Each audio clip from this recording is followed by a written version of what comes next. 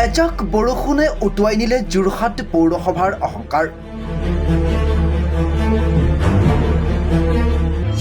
ক্ষুদ্ৰ খেতিয়কৰ সপোন এজাক বৰষুণে কৰিলে ছাৰখাৰ। নিউভিল ৰোডত পানীত হাঁহ নচৰা অৱস্থা ক্ষুদ্ৰ খেতিয়কৰ। কৃত্ৰিম বানৰ পৰা সকাহ পাবনে যোৰহাটে?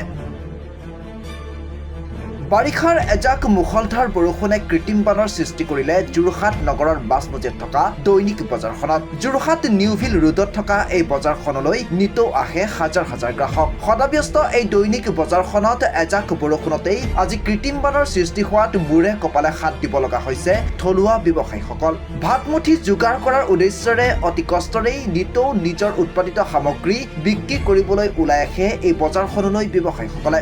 এজাক বৰষুণৰ বাবেই যোৰহাটৰ দৈনিক বজাৰত কৃত্ৰিম বানৰ সৃষ্টি হোৱাত থলুৱা ব্যৱসায়ীসকলৰ মাজত পানীত হাঁহ নচৰা অৱস্থাৰ সৃষ্টি হৈছে।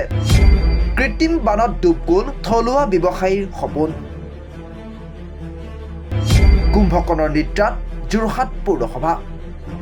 বিজ্ঞানসন্মত পৰিকল্পনাৰ অভাৱৰ বাবেই আজি এই পৰিস্থিতিৰ সৃষ্টি হোৱা বুলি বহু লোকে অভিযোগ কৰে। আনহাতে লক্ষ লক্ষ টকা খৰচ কৰি ছুপাৰ চাকাৰৰ দৰে মেচিন আনি চমক সৃষ্টি কৰা পৌৰসভাই কৃত্ৰিম বানৰ পৰা কেনেকৈ যোৰহাট নগৰবাসীক সকাহ দিব তাক লৈ এতিয়া সৰ্বত্ৰে প্ৰশ্ন উঠিছে।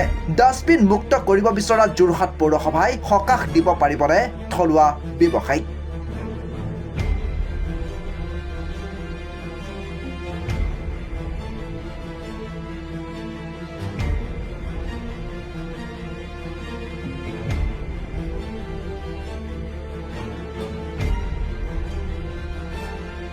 News Report 10 to the 9.